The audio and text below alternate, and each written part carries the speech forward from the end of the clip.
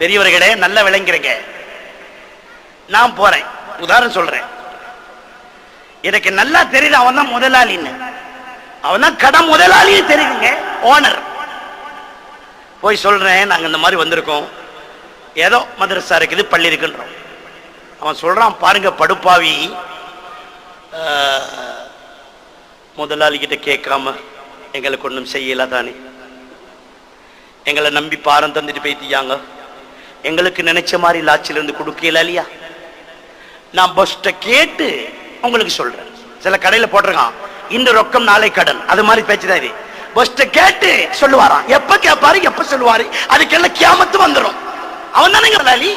அவன் ஏட்ட பற்றி கேட்க அல்லாஹ் சொன்னான், அம்மா பினி அமத்தி ரப்பிக்க ஃபஹதீஸ், நீங்களும் உன்னை நல்லா படிச்சுக்கிறீங்க, உங்கள்கிட்ட இருக்கிற பஞ்சத்தை இன்னத்துனுக்கு ஓதாது.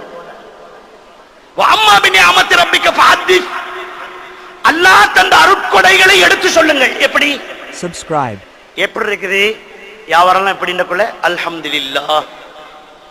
கொஞ்சம் கொஞ்சம் டைட் தான், ஆனாலும் அல்லாஹ் ரப்பு அருளாளன், அன்புடையவன். அவன் தர்றத்துல அநியாயம் சொல்லல, குறைச்சல் இல்ல. சில நேரத்துல கொஞ்சம் டைட் தான், இப்படிதான் சொல்லுவோம்.